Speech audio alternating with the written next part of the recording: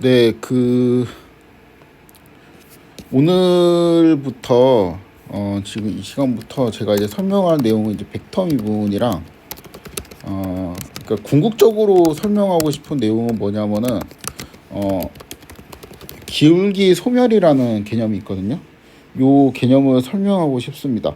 그런데 이거를 이해하기 위해서는, 음, 역전파를 이제 계산하는 방식, 이 이제 역전파라는 이제 개념을 좀 정확하게 이해할 필요가 있고, 요거를 이해하기 위해서는 우리가 이제 체인룰이라는 그 미분 계산하는 방법, 합성 함수의 미분값을 계산하는 방법을 조금 이해할 필요가 있고, 이 체인룰을 또 잘 이해하기 위해서는 당연히 이제 벡터 형태로 된 어떠한 함수를 미분하는 거를 또 잘 이해할 필요가 있습니다. 그래가지고 그 우리가 이제 시작 할 예제는 이제 여기부터 시작할 거예요. 제가 이제 아마 딥러닝 거의 이제 첫 강의에서 그 뭐 회기 모형 소개하고 진짜 꿈만 같은 그 모델이죠. 지금 보니까 너무 쉬운 것 같습니다. 그렇죠? 회기 모형에서 학습이랑 뭐 이렇게 해서 뭐 최초의 선을 이제 긋고 이걸 이제 하나씩 업데이트한다. 스테이지 1, 2 이러면서 경사관법의 아이디어에 대해서 쭉 설명을 하고 뭐 어쩌고저쩌고 이렇게 설명을 했는데, 이때 아마 대부분의 학생들이 이해를 못한 부분이 있을 겁니다. 그러니까 이게 이제 저는 그 부분이 여기라고 생각을 하는데,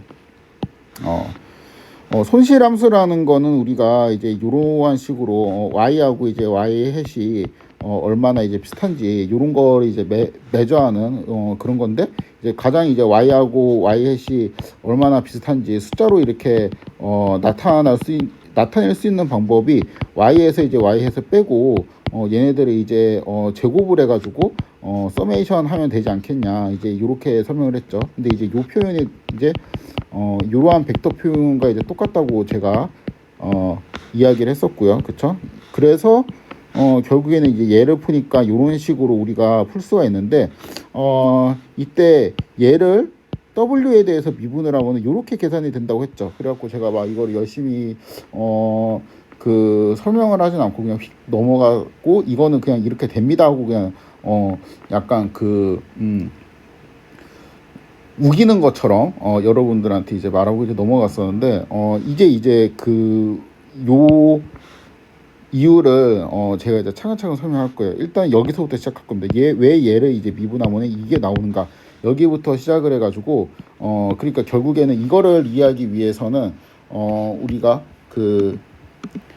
이 벡터 미분이라는 거를 이해를 해야 되겠죠. 요러한 세팅에 좀 익숙해야 되고, 그 다음에 이 순서로 순차적으로 설명을 할 겁니다. 그래서 이걸 해서 뭘 하려고 하냐, 기울기 소멸이라는 걸 해서 이제 궁극적으로 뭘 하고 싶냐면은 여러분들이 이제 이러한 질문에 잘 대답을 할 수 있었으면 좋겠어요. 그러니까 기울기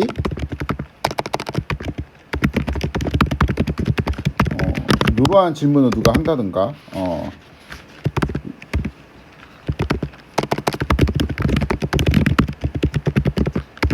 기울기 이제 소멸도 되고 기울기 폭발도 됩니다. 기울기 이제 소멸은 그 로스의 미분값이 이제 0이 된다는 의미고, 폭발은 이제 로스의 미분값이 무한대가 된다는 의미가 돼요. 이따가 다시 정리를 할 겁니다. 이런 질문이라든가, 그리고 왜 이제 여기서부터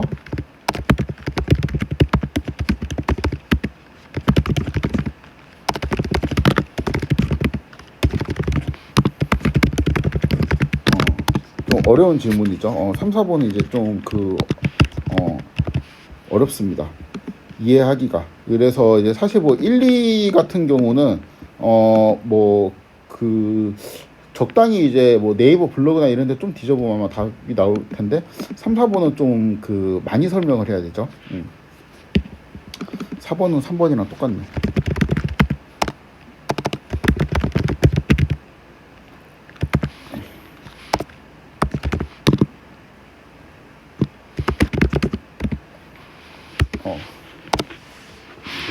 이러한 질문들을 여러분들이 쉽게 대답하고 그 정말 이 그 답변을 그러니까 그 대답을 원래부터 좀 이해를 했으면 좋겠다라는 이제 생각에 요 순서로 꽤 긴 여정이에요. 요 순서로 이제 짜봤습니다.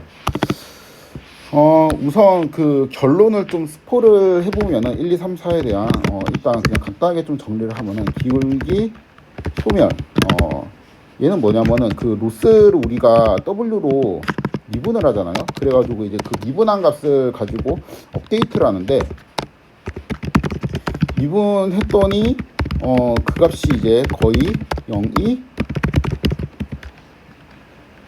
나오는 현상을 의미합니다. 0이 나오면은 뭐 어떻게 되냐? 0이 나오면 업데이트가 안 돼요. 왜냐하면 우리가 업데이트 할 때 경사관법, 그러니까 옛날에 그 진짜 태초의 기억을 막 떠올려 갖고 그게 어떻게 되는 거였지 하고 생각을 해보면은 그 기울기의 값에다가 어떤 이제 학습률 알파를 곱해 갖고 그 크기만큼 이제 파라미터를 업데이트 했잖아요. 근데 이 값이 0이면은 파라미터 업데이트가 되겠어요? 안 되겠어요? 안 되겠죠? 그렇죠?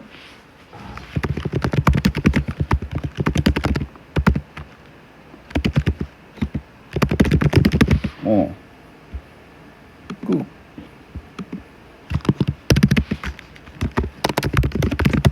기울기 그럼 폭발 현상은 뭐냐? 얘를 로스를 W로 미분했더니 그 값이 무한대나 마이너스 무한대가 이제 나오는 현상을 의미합니다. 그래도 업데이트가 잘 안 되겠죠. 그렇죠? 거기 무한대나 마이너스 무한대에서 뭐를 곱해봤자 이제 무한대나 이제 마이너스 무한대가 나올 텐데 그럼 이제 스텝이 너무 커지게 되어가지고 이것도 학습이 올바르게 되지 않겠죠. 두 번째 질문, 이게 왜 일어나냐?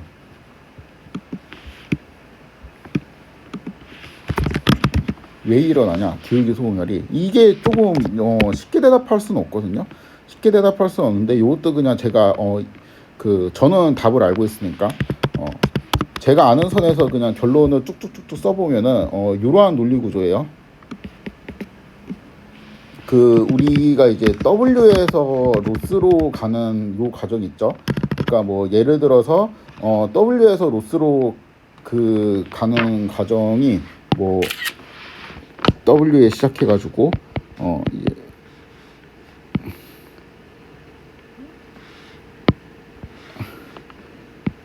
로스가 이렇게 나온다고 치면은 얘가 뭐 그냥 뭐 XW 뭐 요렇게 될 수도 있고 뭐 시그모이드의 XW 뭐 요렇게 되고 이게 이제 반복이 계속 될 수도 있겠죠. 그러니까 W에서 뭔가 이제 선형 변환이 이루어져서 뭐가 나오고 여기에 또 비선형이 이루어져서 세모가 나오고 또 뭐가 이렇게 선형이 돼서 또 네모가 나오고 이런 식으로 계속 변환이 이루어진단 말이에요. 근데 우리가 이 변환을 그냥 어떤 함수라고 볼 수도 있죠. 그래서 W에서 이거로 가는 과정은 로스로 가는 과정은 그 합성함수의 합성함수의 또 합성함수의 또 합성함수 이런 것이 반복되는 그러한 구조로 해석을 할 수 있습니다. 잠깐 이게 요약을 하면은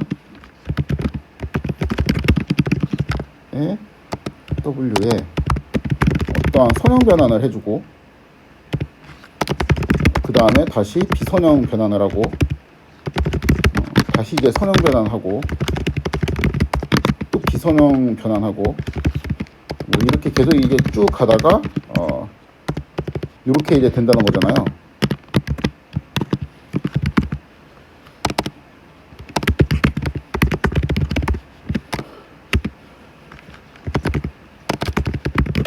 근데 이러한 이제 뭐 선형 변환이라는 거는 계속 W 어떤 함수를 곱하고 그 합성시키고 이제 합성시킨다고 해석을 할 수도 있죠. 그러니까 구체적으로 좀 더 이제 구체적으로 설명을 하면 예를 들어 갖고 내가 이제 W를 가지고 XW로 만들고 이거를 시그모이드의 XW로 만들었다고 칩시다. 이제 여기에는 이제 리니어 펑션이 되고 여기는 이제 어떤 비선형 변화 액티베이션 펑션을 이제 하는 건데 뭐 이제 그 요 XW 자체를 XW를 어떠한 리니어 한 선형 변환에 이제 요러한 꼴로 우리가 표현할 수 있고 그 다음에 시그의 XW는 또 이렇게 이거는 뭐 쓰나 마나구나. 하여튼 이 결과에다가 다시 이 함수를 이제 취한 어떠한 결과로 이제 해석을 할 수 있죠. 그래서 결국에는 우리가 이제 요 함수 같은 경우는 이렇게 볼 수가 있죠.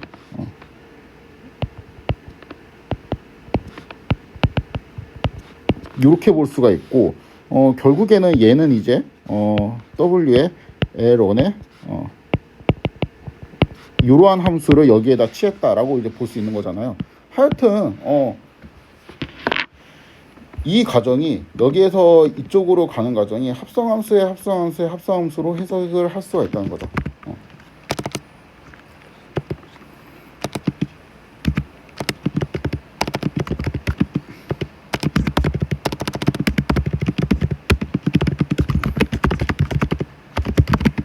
합성이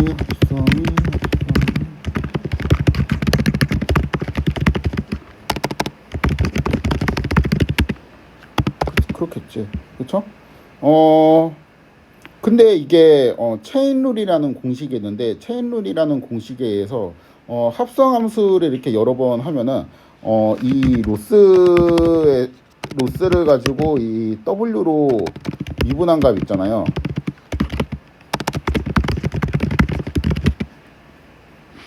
이 각 단계의 합성 함수들 각각 있죠. 각각의 미분값을 모두 곱한 거하고 같아요.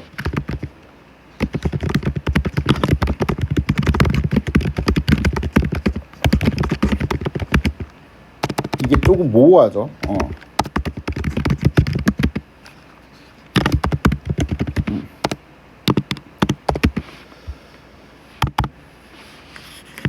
요 부분은 아마 이제 그 스토리를 끝까지 들으면, 그러니까 요쪽으로 가는 스토리를 끝까지 들으면 아마 이해가 될 겁니다. 요거를 이제 곱한 거랑 같은데, 이번에 이유, 그러니까 왜 이제 이러한 현상이 생기냐, 왜 그 로스를 w로 미분했더니 그 값이 이제 거의 왜 0이 나오냐. 일단은 되게 이제 극단적인 케이스로 뭔가 이제 요 말이 의미하는 건 뭐냐면은, 요 말이 의미하는 거는 지금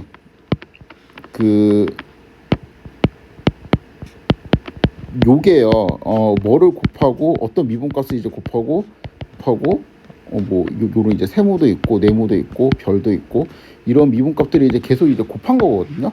근데 만약에 이 네모가 여기 있는 네모가 있죠. 이게 이제 여기는 이제 다 숫자예요. 그러니까 예를 들어서 -2, 여기 있는 이제 별이라는 숫자는 플러스 이제 0.5, 뭐 그다음에 여기 있는 세모라는 숫자는 뭐 마이너스 0.67 뭐 이렇다고 칩시다. 근데 여기 있는 이 네모가 거의 0이에요. 그럼 이 곱한 값은 얼마지? 0이겠지. 0이 중간에 있으니까. 그렇죠? 근데 하여튼 체인룰인지 뭔지 하여튼 그것 때문에 얘를 어떠한 곱하기 꼴로 계속 표현을 했어야 했는데, 그러니까 이게 이제 체인이에요. 이러한 그 체인이 그러니까 길어질수록 그러니까 이 중간에 뭔가 이렇게 값이 있는데, 이 중에서 뭔가 하나가 이제 0이 될 0인 값을 갖고 있을 경우가 더 빈번하게 일어나겠죠. 그렇죠? 만약에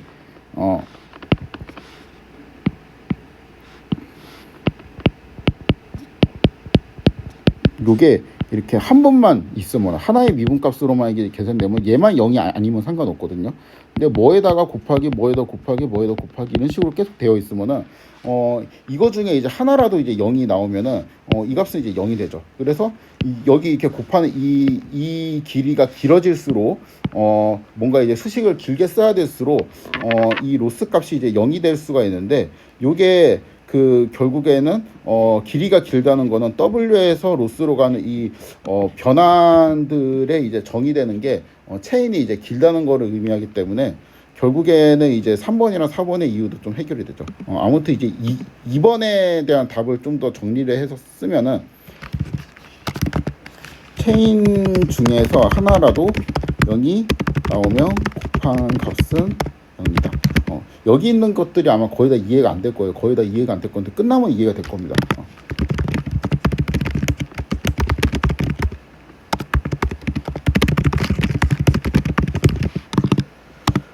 그렇죠? 그럼 이제 왜 깊은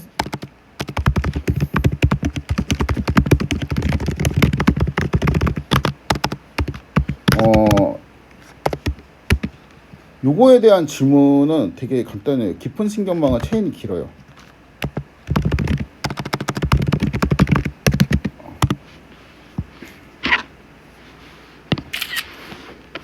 즉 우리가 최초 W를 시작해서 무슨 변화는 무슨 변화 무슨 변화 무슨 변화 무슨 변화 무슨 변화 무슨 변화 그 다음에 이제 로스 이런 식으로 계산을 하잖아요.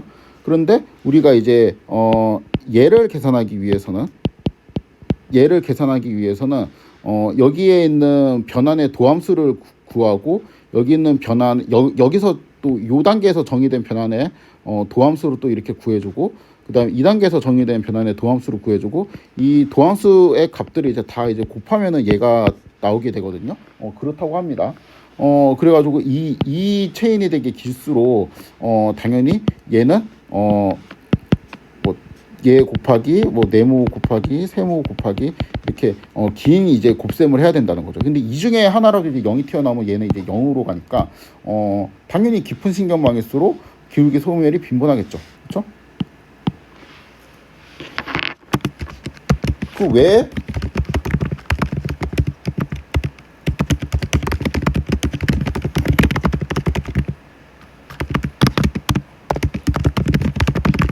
이것도 그냥 너무 당연해요. 순환신경망도 체인이 길다고 볼 수 있거든요. 왜냐하면은 우리가 이제 순환신경망 같은 경우에는 A 값이 이렇게 하나가 들어가요. 그 다음에 그러니까 이 우리가 이제 Y 해시라는 게 이제 나오기 위해서는 이 처음에 있는 인풋 값 있죠. 인풋 값에다가 어떤 이제 웨이트를 곱하고 그 다음에 이게 다시 그 다음 스텝으로 가고 숙성되고 그렇게 해갖고 뭔가 히든이 만들어지고 그 다음에 이제 Y 해시 나오잖아요. 이렇게 숙성되는 과정이 그냥 그 체인이라고 보면 돼요. 그래서 이것도 당연히 체인이 긴 어떠한 상태라고 볼 수 있습니다. 그래서 4번의 의문도 해결이 되죠.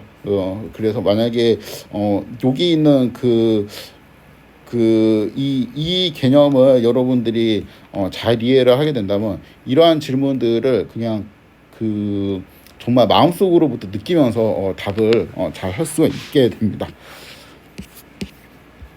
그래서 일단 여기부터 시작을 해야 되겠죠. 왜 일단 우리가 벡터 미분부터 잘 이제 정리를 해놔야 되니까 그러니까 요 이제 그 과정에서 첫 번째 단계는 당연히 이제 벡터 미분이니까 벡터 미분을 이제 잘 정리를 해야 되고 그래갖고 우리의 이제 작은 첫 번째 스텝에 대한 목표는 뭐냐면은 왜 이제 얘를 미분하면은 요렇게 되는지 요거를 이제 벡터 미분을 이해하고 이거를 이렇게 계산할 수 있구나라는 거를 이해하는 것부터 시작을 해보도록 하겠습니다.